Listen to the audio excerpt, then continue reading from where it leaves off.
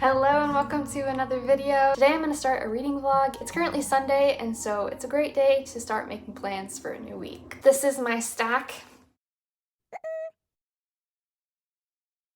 Feels like enough to work with for 1 week. I am currently reading several books. One of them is a little slow going and the other one I'm kind of taking my time on purpose. Let me explain. The Enchanted April by Elizabeth von Arnim. Maybe my problem was that I started it as a bedtime read, so I was reading maybe a chapter before falling asleep every night. The pacing of this book is quite slow. It's definitely more of a character-based novel. We're seeing these 4 women who are thrown together on a holiday in Italy, kind of coming to terms with their inner thought life, their attitudes and behaviors surrounding marriage and independence, and what they consider to be peace. I do like the message of the book. I think in a way, women can be petty to one another more easily than we can find common ground and be good friends, and this book really gives an honest look at that, again within the perspective of, I believe, like the 1920s. It is kind of dated in many ways, but it's also timeless in some of the things that it's talking about. If something happens, then maybe the plot will tick up a little bit in pacing, but my guess is that won't be the case. I do want to see where our characters are left at the end of this novel. Also reading Assassin's Fate, which is the final book in the realm of the Elderlings by Robin Hobb. Almost exactly at 50%. I'm scared because we are preparing to do something and I have this feeling that the last quarter of the book is just going to be so fast. I'm going to have emotional whiplash. That's my prediction. I think it's going to be sad, but also just a blaze of glory that fits our main character. So so stressed, honestly, about how this is going to end. The other possibilities that I might be reading in this vlog: Know My Name by Chanel Miller, Happily Never After by Lynn Painter, Half a Soul by Olivia Atwater, really very crunchy, by Emily Morrow, Everyone on This Train is a Suspect by Benjamin Stevenson. Know My Name. I don't know if I could say more about this than I already have because I just haven't read it yet. For the writing is very beautiful and obviously the topic is very heavy, but I think that because it has so much like real life drama to it, that it's going to be something that I won't want to put down. Happily Never After. I believe the premise is these 2 individuals, guy and a girl, are working as professional disruptors at weddings. So they are paid to sit with the guests, and when someone asks, is there anyone who has any reason that these 2 should not be joined, they will stand up and interrupt the wedding. I just thought that that was such a funny premise. I don't know how exactly their paths cross. I think this will be cute. I'm pretty sure this is my first one from her. Half a Soul. This one I also think is gonna go fast. It is starting another series, but it's a very short one. I've heard it is pretty good as far as fantasy goes, but like the relationship building in this is what really makes it a 5-star, 4-star read for many readers. So I don't know. How do you think I'm gonna fare with this one? I'm leaning toward shorter books in this vlog. I know for certain that I'm not gonna finish a big one. Really very crunchy. Nonfiction. She is a comedian in her own right, and she and her husband make hilarious content about how to live non-toxic lifestyle and to embrace natural things and avoid things that are made with chemicals and pollutants and such. She's kind of one of those figures that I'm not always certain if she's being farcical or if she's being legit. I can't tell from the back of this book either, so that's going to be a surprise for the both of us. But on the cover it says, "A beginner's guide to removing toxins from your life without adding them to your personality. Emily will help you learn how to take simple, mindful steps toward natural living, incorporate healthy, life-giving activities into your family's routine, navigate the challenges of adopting a crunchy lifestyle with sensible, easy-to-implement ideas, develop a new mindset around shopping for clothes, food, and cleaning products, discover helpful natural remedies." So it kind of seems like it's going to be somewhat serious.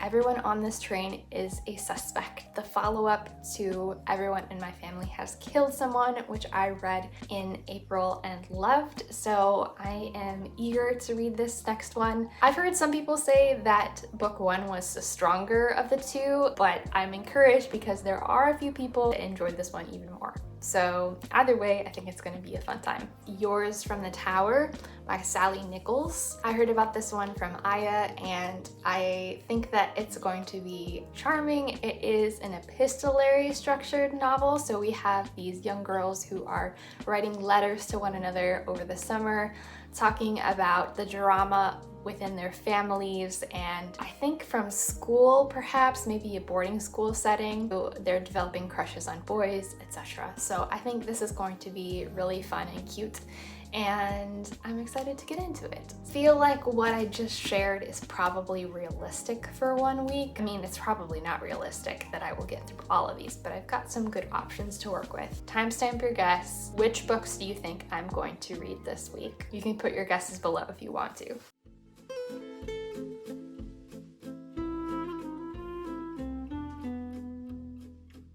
All down the stone steps on either side were periwinkles in full flower, and she could now see what it was that had caught at her the night before and brushed, wet and scented, across her face. It was wisteria. Wisteria in sunshine, indeed. She remembered the advertisement. Here, indeed, were both in profusion.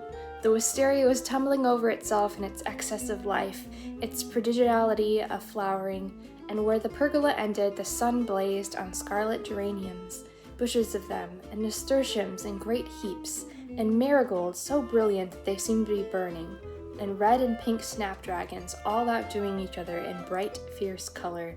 The ground behind these flaming things dropped away in terraces to the sea, on each terrace a little orchard, where among the olives grew vines on trellises, and fig trees, and peach trees, and cherry trees.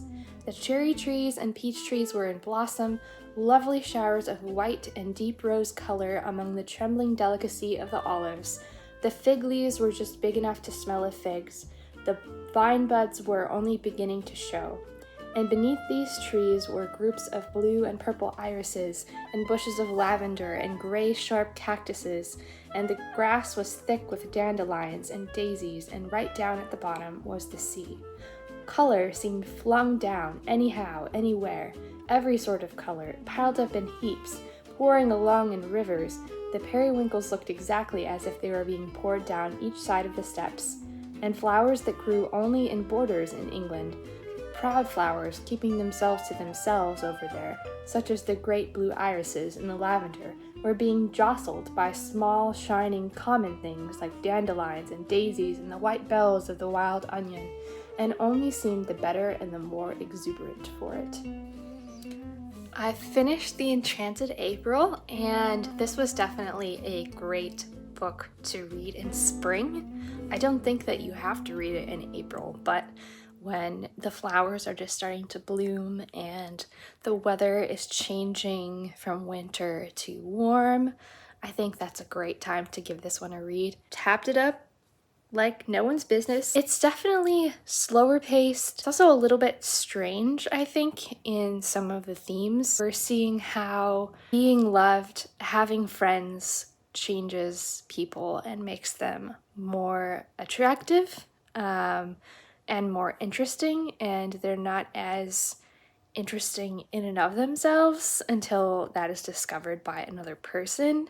So I mean, like, there's positive and negative messages to that, right? Glad to have read it because it is, I think, a fitting classic. Pretty descriptions of nature in this book, and there's a lot of those, but it's also reflective of what is taking place among these 4 women who are on holiday in Italy.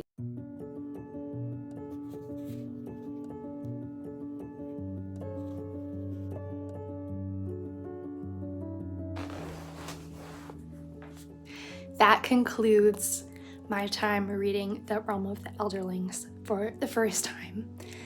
Wow. This was a fitting end to the series. It was still difficult to leave these characters. It really tugs at your heartstrings.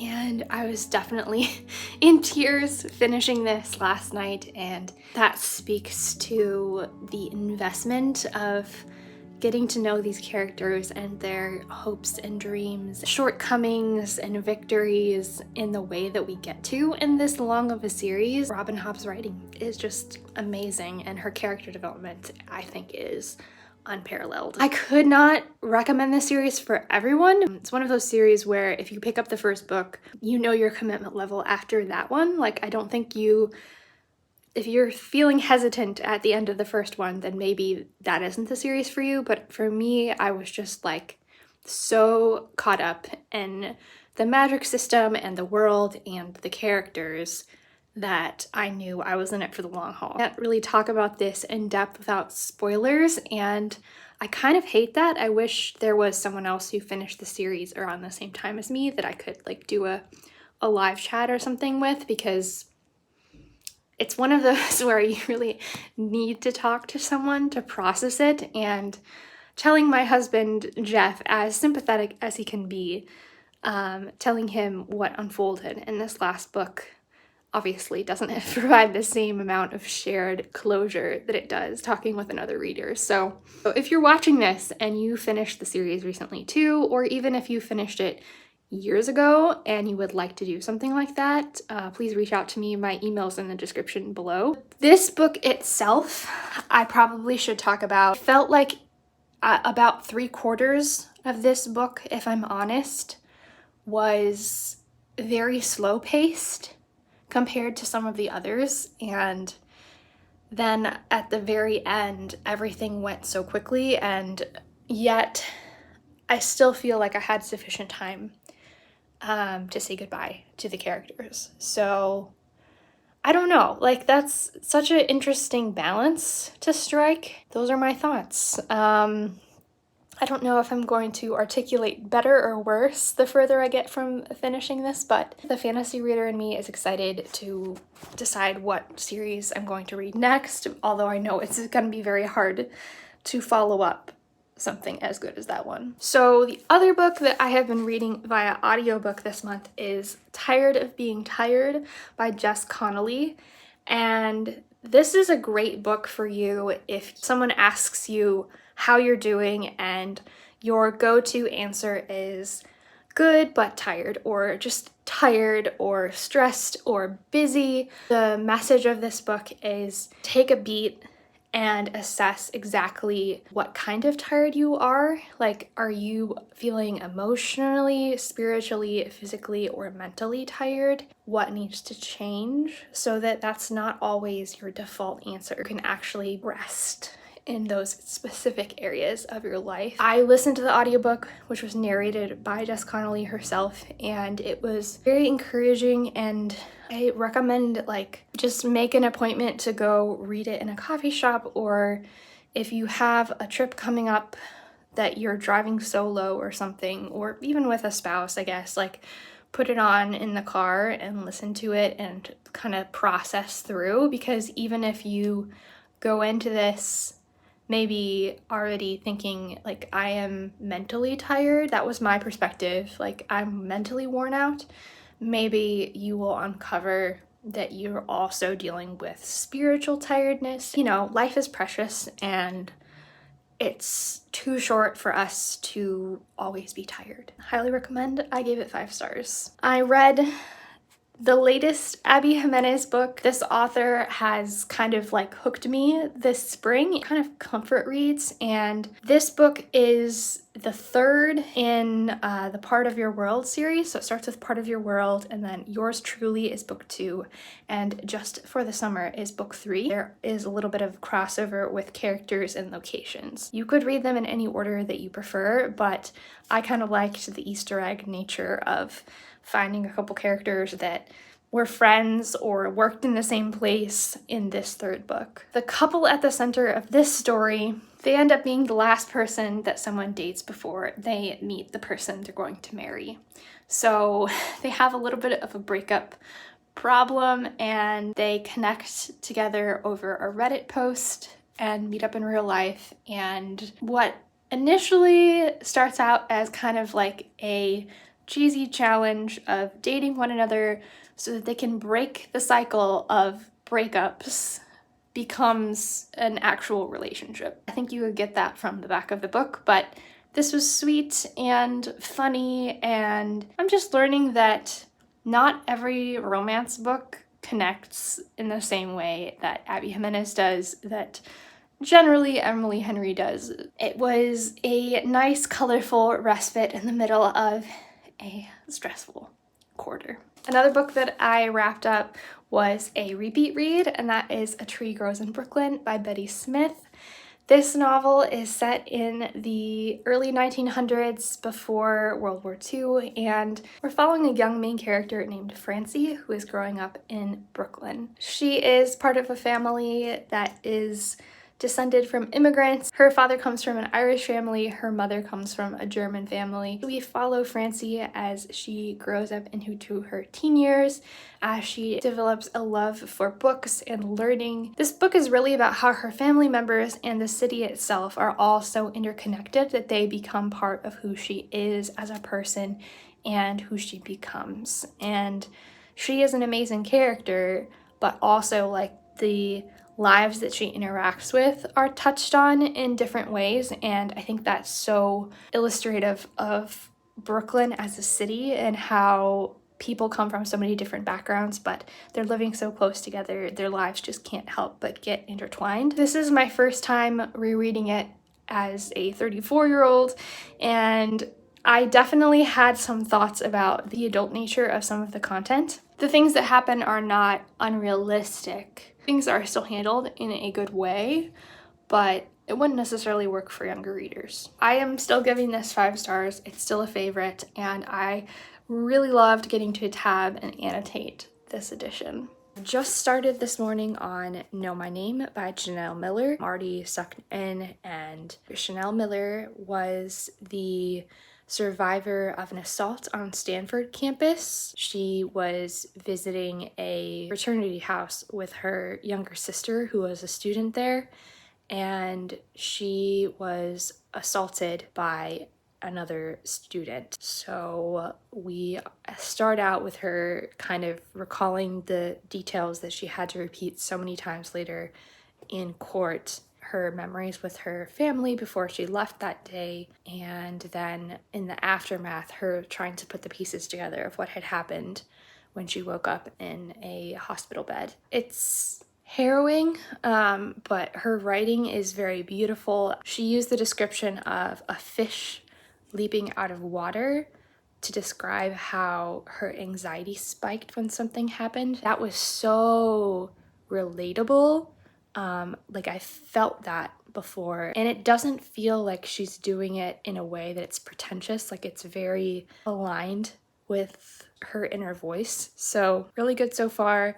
Very early in, just the beginning pages. I will update you more later. Quick update.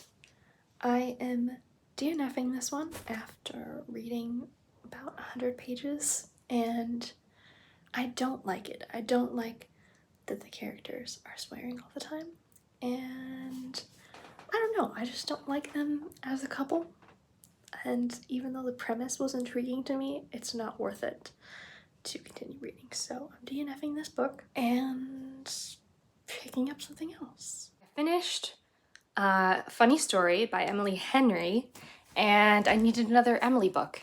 No, I'm just kidding. I just needed to start another book. I still feel like there's enough humor in here to keep you guessing a little bit. How much is this actually a part of your personality?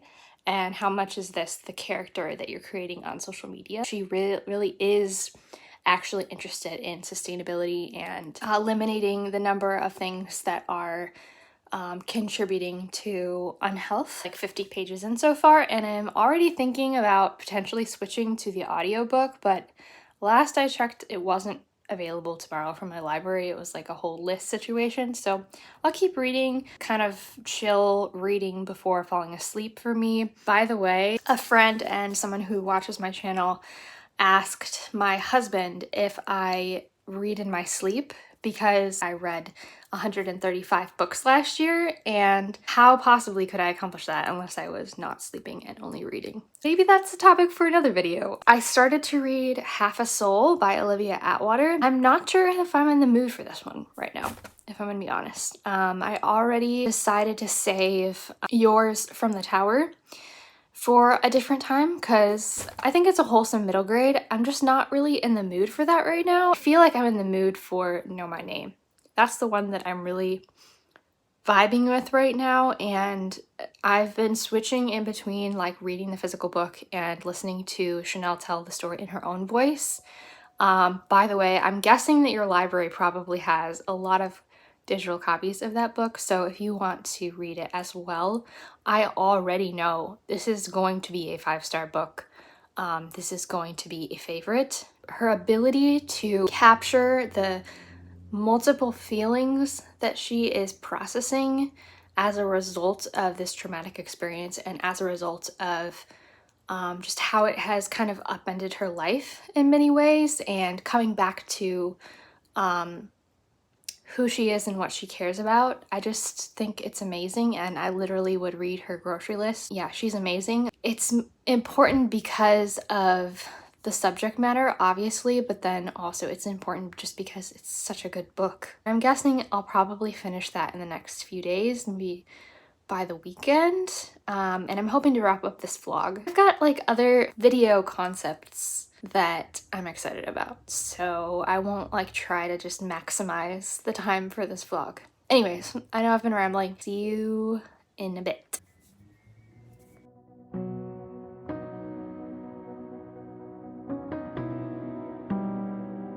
She had been following it in the newspapers for months. She could only say, "It's not true. It can't be Chanel."